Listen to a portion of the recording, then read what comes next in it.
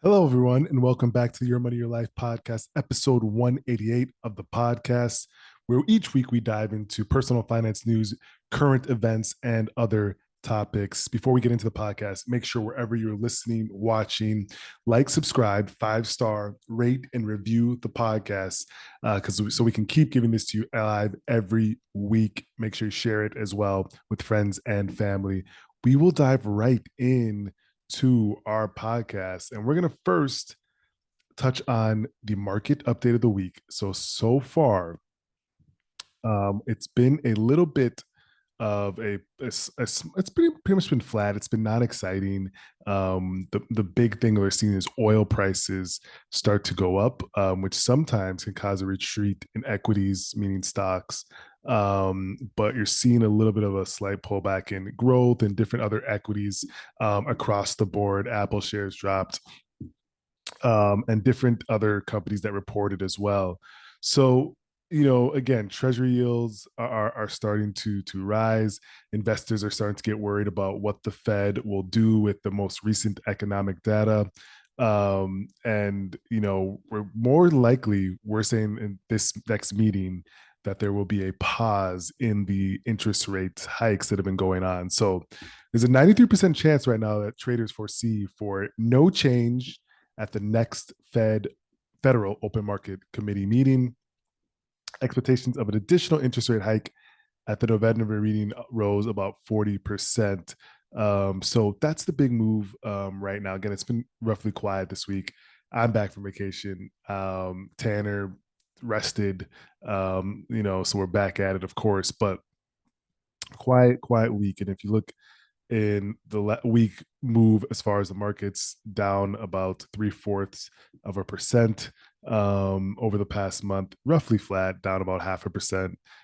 But 6 months, you see that 14% gain. And in the year to date, from the beginning of the year, you see that 16% gain in the general S&P, broader S&P market. So that's what we're tracking so far. Again, it's really been a quiet summer, usually quieter in the summer. We're getting into the last quarter of the year where there'll be a little bit more excitement, I presume. So let's dive into current news and events of the week. Delta Airlines is teaming up with Tom Brady. So, of course, we know who Tom Brady is, 7-time Super Bowl champion, arguably the best quarterback ever, or best football player to ever play. And right now, he's living off his hard work. All he has to do now is continue to keep up his incredible brand reputation and just take deals and partner with companies, organizations that he wants to. And that's what he's doing here with Delta. He's teaming up with Delta, a strategic advisor and brand advocate, a sponsor, getting paid, maybe equity, but also cash to be a sponsor for Delta Airlines, which is interesting. Do you see many airlines team up with someone like in this capacity? Like airlines are pretty stalwart. There's like what, 10 that we know of, maybe like 5 or 6 that you really, really know of. And you don't really see them partnering with names like this. So huge move on his part. He reported, we already knew this, that he had that 10-year, $375 million deal to be a Fox Sports analyst. Which when is he going to start that? That's something that I'm actually curious on, when he will begin that journey. Because as we know, football season starting. The football season starts tonight. If you listen to this on Thursday, the Kansas City Chiefs, Detroit Lions, first game of the year, Thursday night football. And so, this is really ties into some of that news. So, I don't find this that crazy. I think it's really interesting that an airline is partnering with someone as a brand advocate, because they really don't need that much brand advocating, just because of, there's 5, 6 airlines. I thought this was an interesting headline. GDP growth may top expectations. So the Federal Reserve is likely to double its growth projections for the U.S. economy this year when it meets on September 19th and the 20th, according to Bloomberg. So there's indicators like its consumer spending has beat expectations, pointing to expansion bigger than forecast. One analyst said that it expects the Feds to raise its estimate for third quarter GDP to a rate of 1.8 or 2%. So this is interesting to me, because the big thing that we were all people are all waiting for, is like, when are we going to actually have some sort of recession in the technical sense being two straight quarters of negative GDP or a lack of growth. And so gross domestic product is obviously looking at the total production in our economy, from consumers, businesses, to exports, imports, and bottling all that up and seeing how much production we've created. And we usually want to see some smaller growth, what I call it, one between 1 to 3%. And now they're saying, we were pretty much bearish on the growth for the coming quarters because of what's been happening in the economy and inflation. But now they're saying that they may double its growth projection. There must be seen something underlying, maybe with consumers, that's showing that, hey, we're going to have a stronger than we expected growth, which is quite interesting. So we'll have to see if that actually happens. I'm curious to see what if it actually does go for it, because that would be kind of a surprise, kind of a change of events. But we still may see in the third and fourth quarter, in the fourth quarter of 2023, and the first quarter of 2024, that slowdown that we anticipated. So have to watch it. Keeping up with the housing market, mortgage demand hits a 27-year low. Applications for mortgages reached a 27-year low because interest rates are continuing to crush demand. Even as the average interest rate on a 30-year contract fell slightly last week from 7.31% to 7.2%, potential home buyers are still holding back. So, of course, we know it's not just the interest rate; it's the housing prices that have to pull back slightly for some buyers. But overall applications are down 2% for the week and 28% from a year ago, according to a new report by the MBA Mortgage Bankers Association. Lack of inventory, inflating prices, some say, but this is something we're watching. The housing market is really the linchpin in what's going on, because of course the housing and shelter home is a big part of the formula to look at a basket of consumer goods, right? So if you're looking at, how inflation is calculated, and how the Fed is actually looking at monitoring inflation and different things of that nature, that one of the areas that comes into that formula, of course, is shelter, along with food, medical costs, all the different things. And so they do want to see, the Fed does want to see home prices slightly pull back and become, of course, more affordable, or just revert back to the mean a little bit. And that will be a better indication on where inflation is trending, and how if it's slowing down in a sense. So that's a big to watch. You're seeing demand start to simmer off because, of course, 30-year mortgage now at 7.21%, down from 7.31%, which is still really, really high in comparison to what it was 3-4 years ago. So still watching that. That's going to be really, really crucial to watch. NFL is flexing its TV streaming might. So the NFL is revealing its they've inked deals with a lot of net TV networks: NBC, Disney, Paramount, and Fox, and they've beefed up its own streaming service, NFL Plus. They're adding paid TV channels. There's a lot of people, of course, that's going to be watching the NFL this season, right? Like betting enthusiasts, average fans are just really rabid about their own team. And so the NFL has all these different streaming deals with all these different places. And of course, they have their own streaming service, NFL Plus. I've been getting bombarded by YouTube TV to buy, was it NFL, not Red Zone, but the other package, both of them actually, but I'm buying the other package. So it's going to be quite interesting to see how they capitalize on this craze, but I'm sure they will do that. I saw an interesting story in regards to Airbnb. NYC is putting an Airbnb ban. So they're cracking down on short-term rentals and threatening platforms like Airbnb. So the Big Apple has become, now they've just put into something new into effect, that starting this week, hosts like Airbnb hosts must register to rent their places for stays under 30 days. And to qualify, they have to live at the rental property during the stays. So in NYC, no longer can you just be out of town or whatever and rent out your place, Airbnb it. You have to be living there while the person is staying there, and you're now limited to two guests.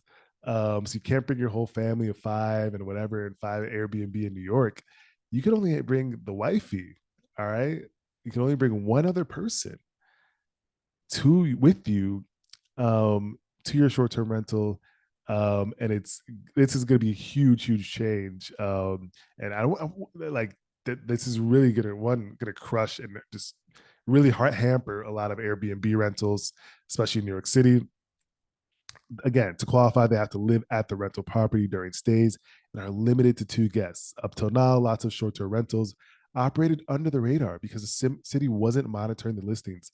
Now that registration is necessary, and I read somewhere that there was like 30,000 short-term rentals available, or 30 some thousand, and only 300 of them had registered. So where the other 38 30 some thousand still haven't registered, so they can't rent out their place. They can't do it until they've registered on the platform. And so last month, a New York judge dismissed an Airbnb lawsuit, arguing that the new legislation is a de facto ban against its space. It certainly is almost a ban. It's all but a ban. I mean, you can only do two guests. The person has to stay there. I don't want to stay at a place where someone else is right there. Like, what is that? So Airbnb made 85 million from short-term rentals in NYC last year, city officials said. Airbnb has disputed that figure, and they said that more than half of that revenue reportedly came from illegal listings. Think owners not present. Over half of hosts have multiple listings. NYC officials are pretty much trying to curb a housing shortage that's driving rent prices to record levels. So they're trying to pretty much have all these people. What's happening is people with a lot more cash are just buying up these places. It seems like an Airbnb them out, which is leaving limited supply for people that actually want to rent long-term places. And so they're trying to ban that and try to circumvent that by doing this legislation that goes into effect this week. This is a really, really interesting story in the fact that this will change Airbnb's business model if it's something that's adopted by other states. Definitely going to change what's going on for all the renters, or for all the hosts in New York City. Huge, huge legislation. That's why people have to stay on top of these legislations, especially all these short-term rental Airbnb people that are like, oh, we're going to do this, we're going to do that, and just rent it out and you make all this money. Not exactly. You have to really, really know what you're doing, and you have to really be on top of regulation, especially in where you're operating and hosting places. So, huge, huge news. I saw that story, and I think that's something that we have to keep our eye on, because I'm super curious if other cities will adopt that legislation. And yeah, because I mean, if you want to try to help supply, that's a way to do it. So we'll watch that. Warner Bros. Discovery shaved 300 to 500 million off its earning forecast, assuming that the production halting strike continues. Dune Part 2 and other releases have been delayed. I thought that story was interesting. That strike between studios, writers, actors still going on right now. It's been what, 5, 6 months? It's a long time. I don't know when it's going to be resolved. Doesn't look like it's going to be resolved anytime soon. But we'll keep an eye out for that, because that's a huge story. It's a huge, huge story.